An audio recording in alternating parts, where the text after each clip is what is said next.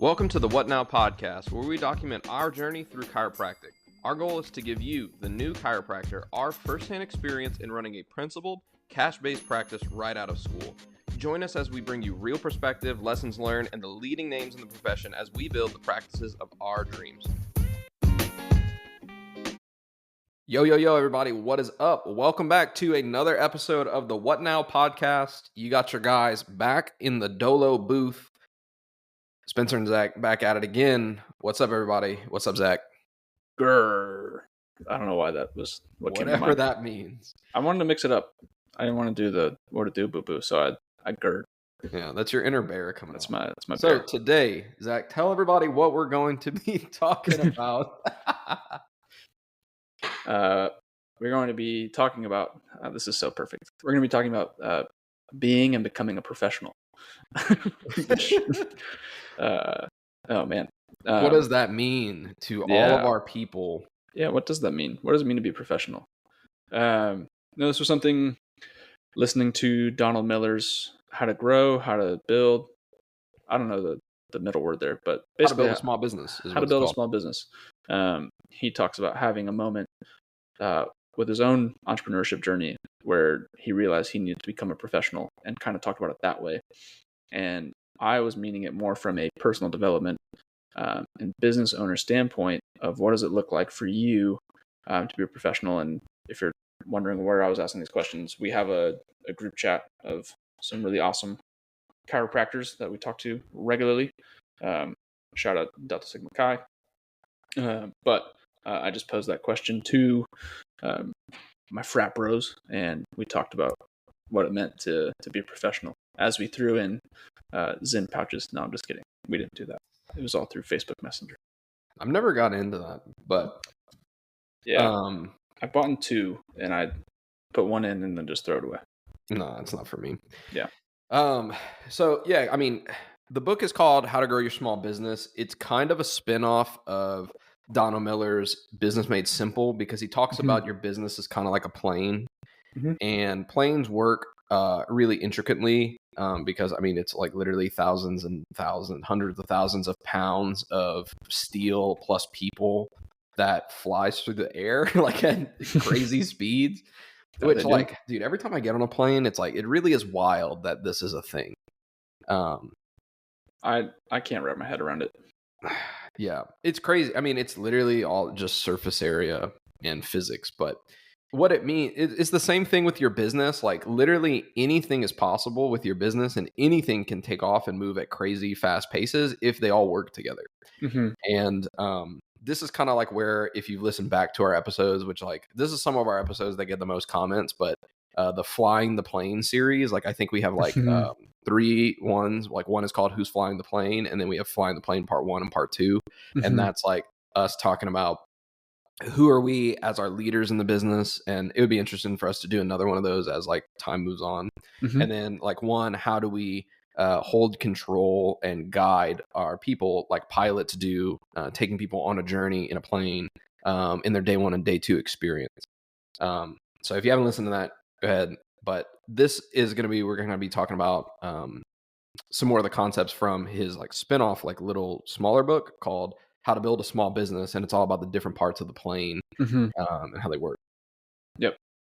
But basically, I was thinking of this when I posed the question more so from like comparing yourself to a professional athlete and your day to day. So what does your day to day look like? And are you, if you reflect back, and it's a hard look in the mirror as most reflection time is. But if you were to think on the last 3 months, how professional would you be? Like, would you consider yourself a professional? Would someone from the outside consider yourself or consider you a professional? And so Spencer, for you, like what are some things that are kind of like your proven processes of being a professional?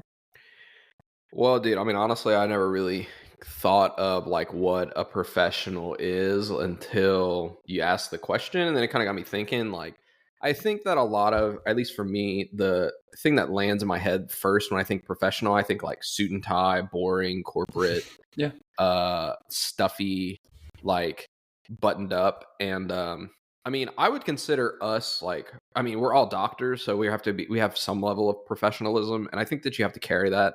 But I mean, you just like we gird on the, the intro of the podcast, but that doesn't mean that like we're not serious about the things that we do.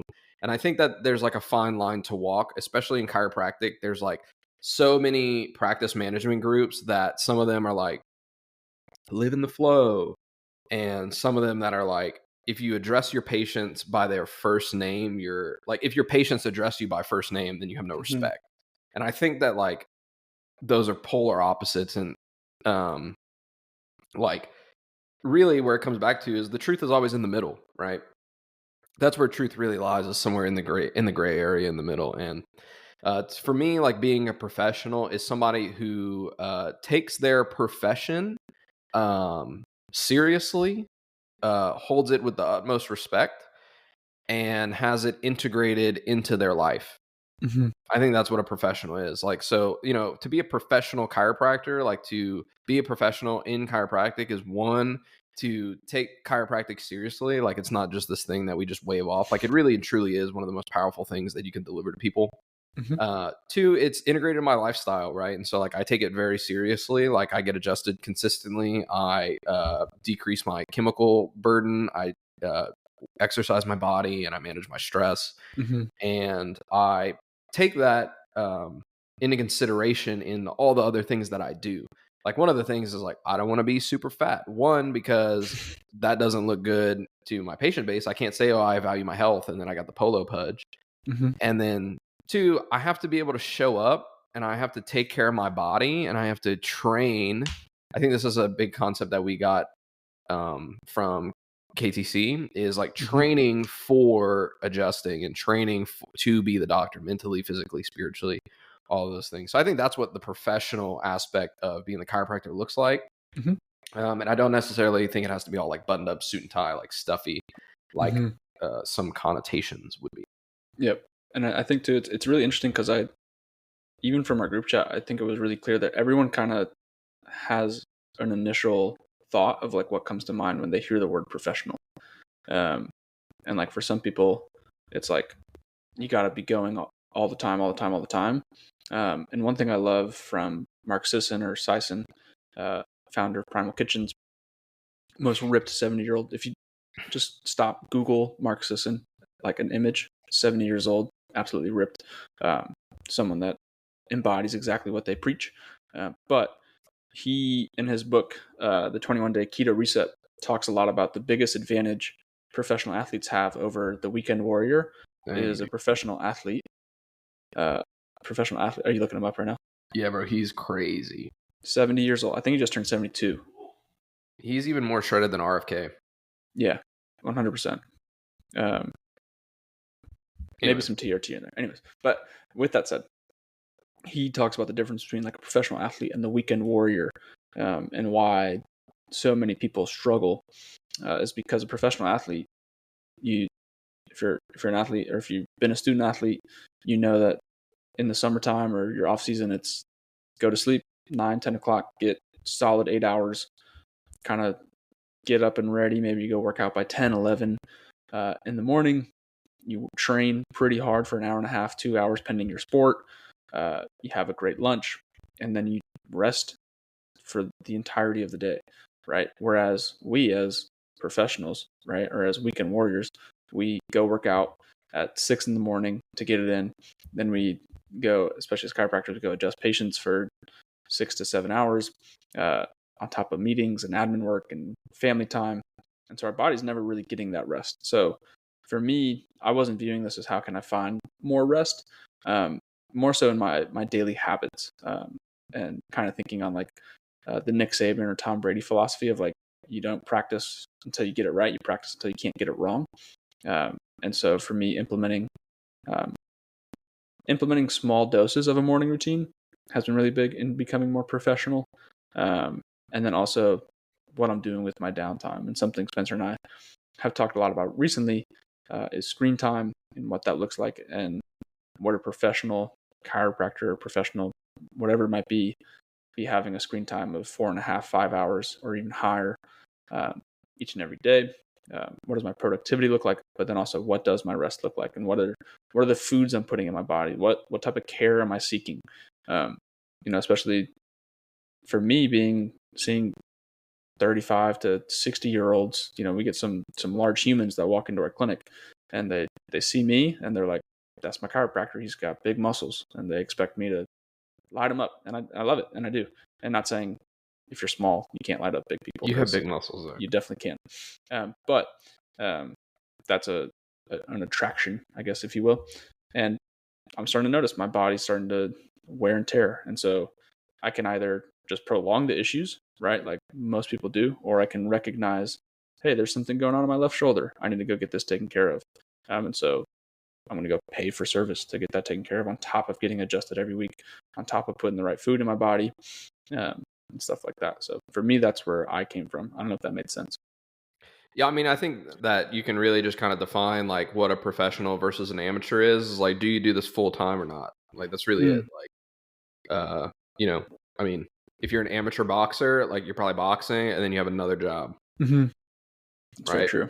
Like, if you're a pro fighter, you're fighting full time. Mm-hmm. Like Dustin Poirier, the dude does not have another job. He has other business ventures that he leverages his fighting money into, Mm-hmm. which is super financially savvy and smart. But but it's not his main thing.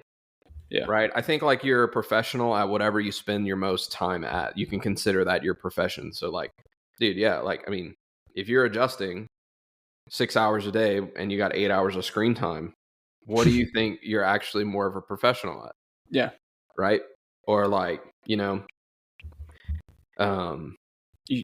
spend 6 hours adjusting, but then you're 3 to 4 hours at home or whatever it might be. Yeah, dude. Checking fantasy football or, Dude, that's why I can't play fantasy football, bro. Like, I literally would spend more time worrying about fantasy football when I'm not adjusting than I would my practice members, my relationship, dude.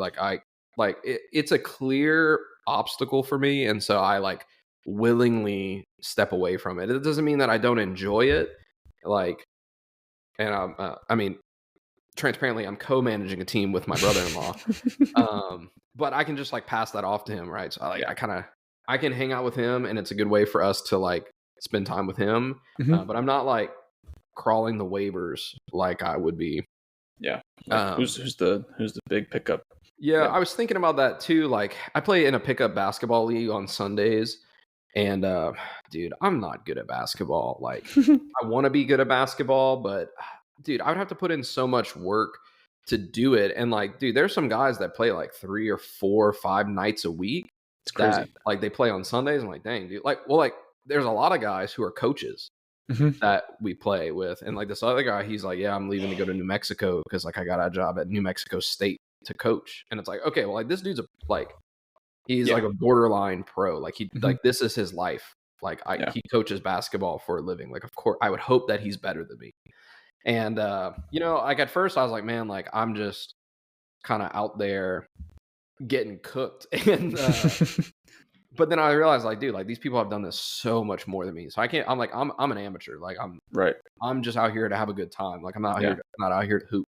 Yeah. And I think there are a lot of chiropractors who are just in their practice just to have a good time, and they're not out there really to serve their community. And like, you really have to look yourself in the mirror and say like, am I doing this professionally, or do I just be out here? Am I just out here just to be out here? Yeah. And, I think that's a big realization of, and it's the same thing with business too. Like there's a lot of people who are in business, like, like there are some people like that are in our practice, like that are CEOs of huge companies. And then there are other people who have like this thing where they make earrings on the side, and I wouldn't say that they both have the same level of business aptitude. No. And I would hope, and they probably wouldn't say the same either. Yeah. So what are some things that you do to be like, to consider yourself like full-time in chiropractic, right? Like you're saying you're taking care of yourself. But what are like some other things that you're doing? Like, cause you're a full-time business owner, right? Like we're professional chiropractic. And I think too, we are in the profession of being chiropractic business owners. So like, what are some things that you're doing? That's something I've realized over the last 4 to 6 weeks. Been really inspired, been meeting some really cool people in the community that one have inspired me. They've like heard about our systems and like the way in which we, or like I view the body and like healing and everything. And they're like, man, no one does what you're doing. Like you're not just, I thought you're just like another chiropractor that's just cracking bones. And I was like, no, like we take a very holistic nervous system based approach.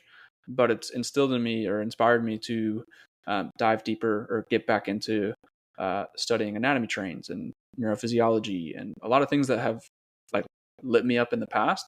But because for the last 2 years, I've really, all my extra time has been in business development. I would say I've been more of a professional business developer than I have like chiropractor developer. Like I haven't necessarily refined my skills or dove into CEs geared towards chiropractic and like the practice that I am building. And so that's something I've really tried to flip in my mind, is kind of how we talked. I think we talked on the podcast about like the 2-to-1 ratio of posterior chain to anterior chain work. And kind of taking that lens where it's like, okay, for every 2 things I listen about business or every 2 books I read about business, I should probably read a book about chiropractic as well, or something in the health and healing. That way it keeps my brain spinning and I can better serve my patients. So I think that's been a big realization, is getting back into, I mean, I just bought anatomy trains last night, like the physical copy, because I'm like, this stuff interests me so much and it lights me up. And there's no surprise that when I start diving into that more, we start receiving more referrals and better partnerships, and those things just start to align with themselves. Yeah, well, I mean, it's your clinical systems, right? Like that's the whole point of your business, is like you have to be able to know what you can take care of. Same thing with your business systems.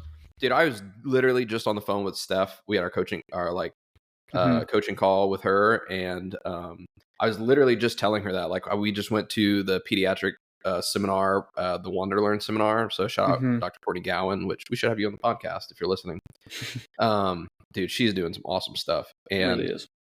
I was talking with Denisa and Tony just about things, and what I realized is like, dude, I've been like so worried about business because I knew so much about chiropractic, I knew so much about neurology, I knew so much about that. Like I had to fill in that gap and bring my level of business aptitude and knowledge up to par with my chiropractic knowledge. I mean, dude, you spend so much time in school studying it. And I mean, now we were professional learners. I mean, yeah. And so like now like that has kind of even out, and I have like a good grasp about business. I need to like really pour myself back into chiropractic to like really get involved back in that. And dude, it lights you up. I mean, like it really, you can get so stuck in the grind and the stats and all those kind of things. And those are important, but you have to also like really be involved in what you do.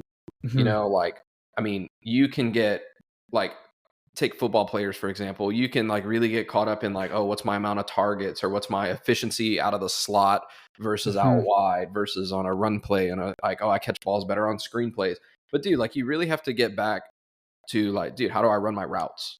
Right? Like what is my, all those kind of things. And it's the same thing. Like, dude, what's my adjusting protocol? Like, am I training my body to be adjusting still? Like versus like, am I just cruising in the gym? Like, am I really training for my profession? Yep. My mind, my body, my soul. Am I connecting back to my nervous system, like through breath and through movement and through meditation? Right. And I think that's important. I think it's really easy, especially as you're like where we're at in business, like 2 years in, you've been doing this the whole time. You're like just getting to the point where now you're paying your bills and you can eat, and you're not like living that same student life where it's like, man, I can get so caught up in that I'm not like diving back into chiropractic. Yep. Yeah, and I think too, it's like finding that balance, because obviously, and the word balance is so funny in life because there really is none. But I think too, there was just like almost, I also hate the word burnout. So burnout and balance are not, I think they're way overused, but 3.5 years of school and like being a lifelong learner, there was almost like a distaste. Like I didn't want to open a textbook. I didn't really want to go to like a chiropractic based seminar, because I'm like, one, I went to over 50 while I was in school, and I'm like, you get a taste of a couple weekends of without one. You're like, that's pretty nice. And so kind of coming off that, but I think too, oh man, there was something you said about like training your body. That's something I'm kind of like trying to develop like a personal protocol as well, if you will. So like we have our adjusting protocols, our business protocols, those type of things. And so like a personal protocol. And this past Sunday, I was in the gym and I did like the 10-3-30. I wanted to get some cardio in, get some extra steps before sitting down and watching football on Sunday. But then I was like, all right, another 30 minutes of what I'm going to call like the Sunday standards of just foundational movements that equip me to be a healthier and more equipped chiropractor. So they're not for aesthetics. They're not for like calorie burned or like anything. I'm barely even checking my watch for like where I'm at heart rate wise. It's like, these are the things I know that are going to improve my body. And so I'm excited to start implementing those. I can do a lot of them at home. I don't have to go to the gym, but I'll definitely do them more often if I go to the gym. Yeah, I think it's funny that you just said that because I was literally just thinking the same thing. It's like, man, dude, I need to do some more like ankle and knee and like hip mobility like that I used to do. And Mm-hmm. like same thing for like my wrist and like just like overall spine hygiene. Like obviously I take care of my spine and like I move my body and everything, but it's like, dude, not at the same level at which we were doing it. But at the same time, dude, like you think back at school, you're like, bro, like you had nothing to do. Like we had Yeah. like I had nothing going on during school, and like we thought that like everything was packed, dude. Mm-hmm. It's crazy. If you're a student listening, you have so much time. It's amazing. Yeah, enjoy that time and Yeah. enjoy that space and like listen to things like this, dive in, like learn about yourself and like get clarity because the more clear you are on who you are, the easier it's going to be for that to come through in your practice and it's going to be awesome. Mm-hmm. Mm-hmm. So yeah, I mean, I think it's good.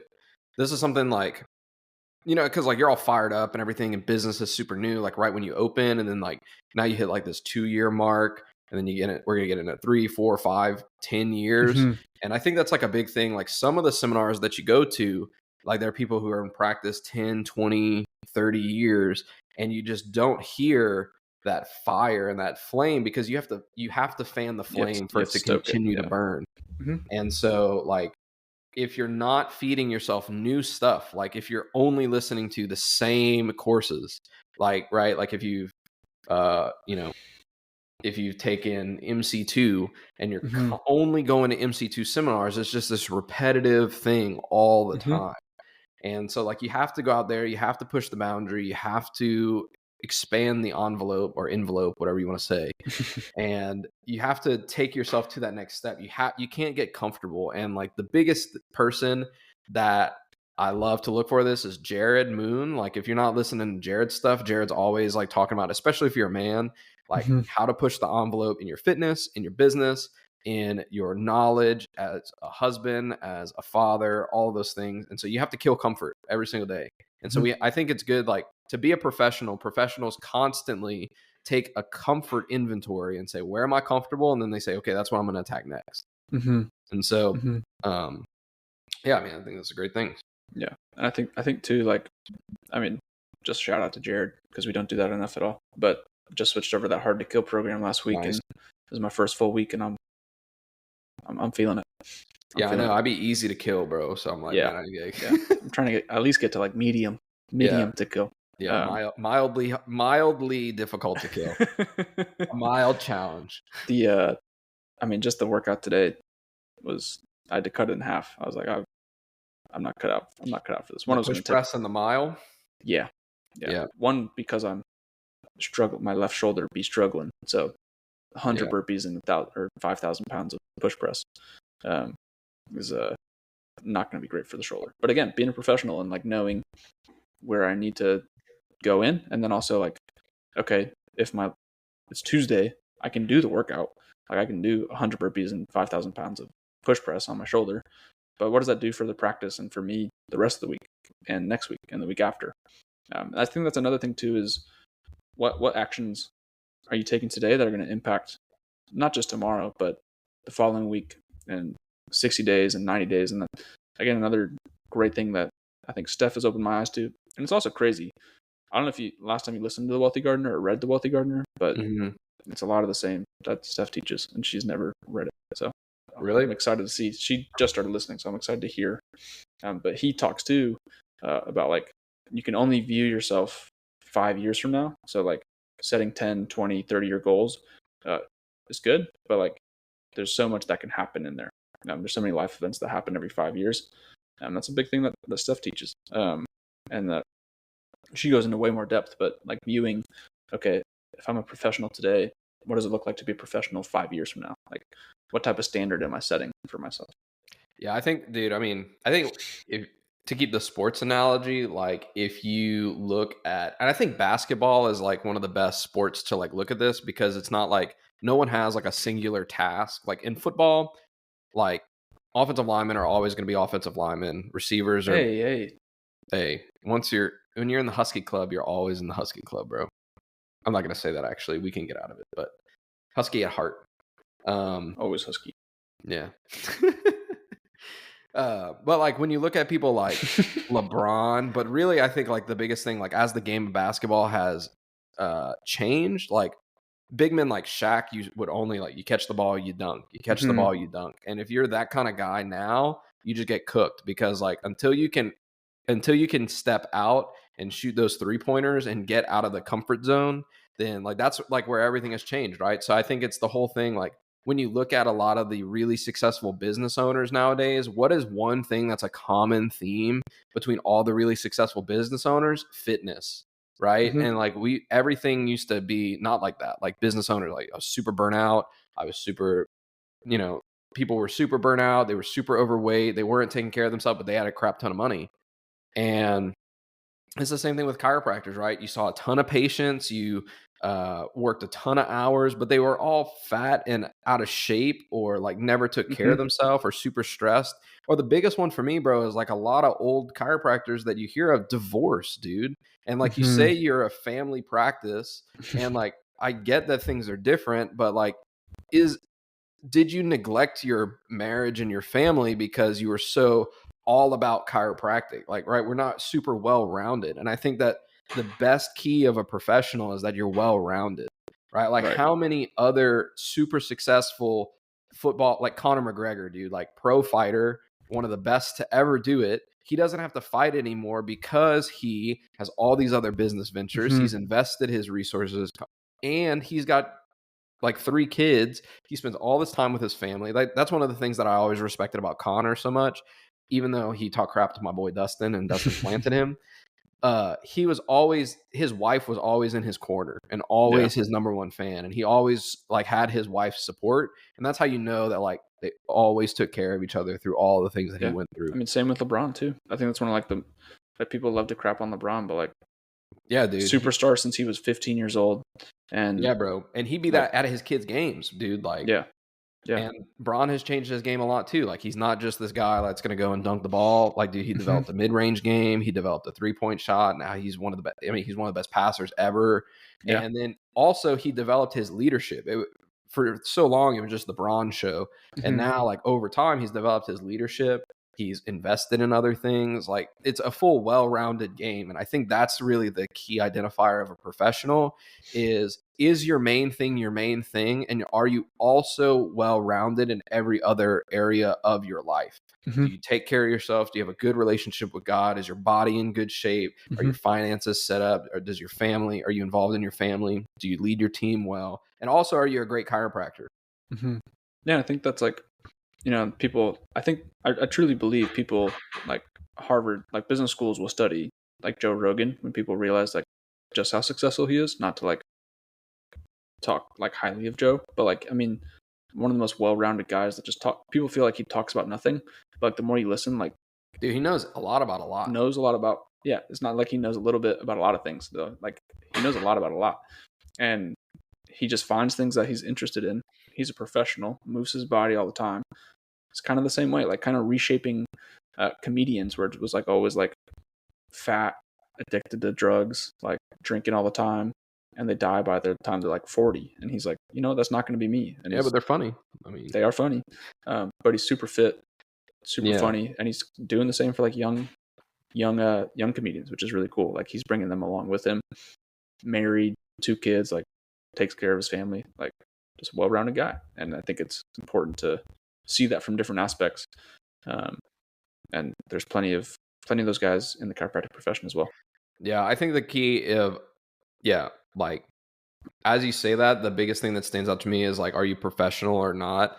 Is like professionals are like the best at what they do.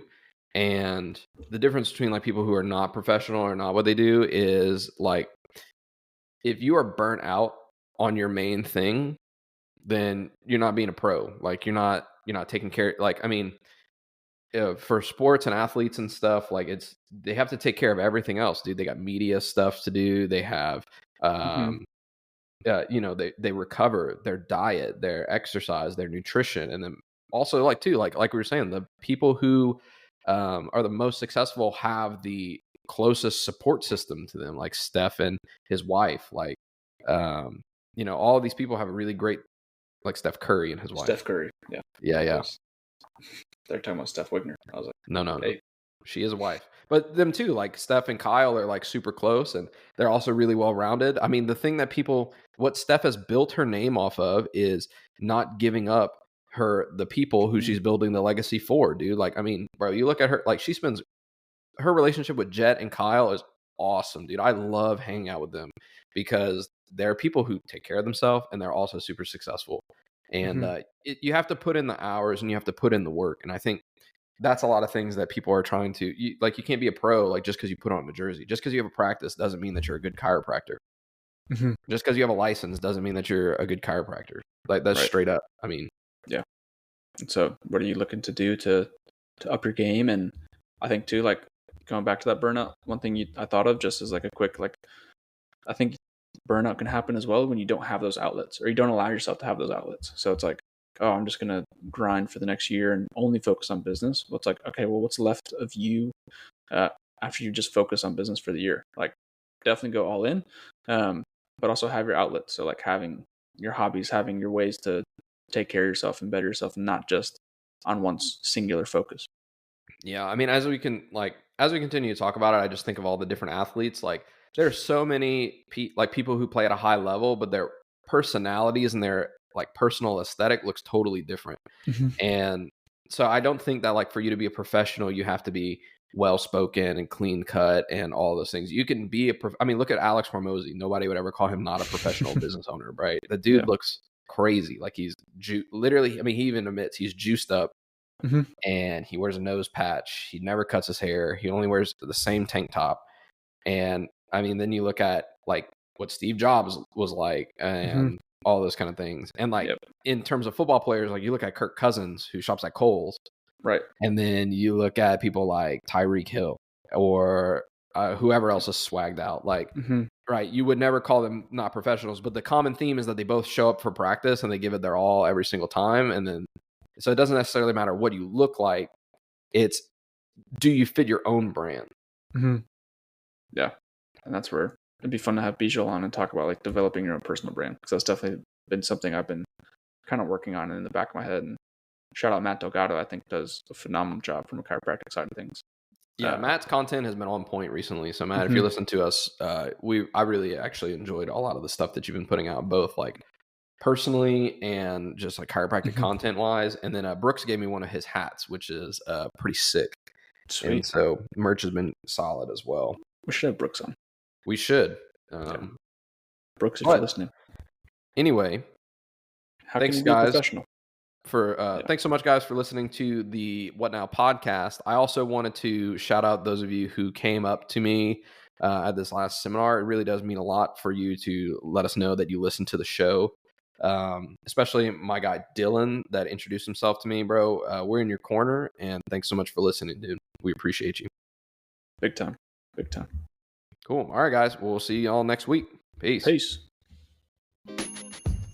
Thanks so much for listening to this episode of the What Now podcast. If you took something valuable away, feel free to share it with a friend, post it on your socials, or give us a 5-star review. We'll see y'all next time. Peace.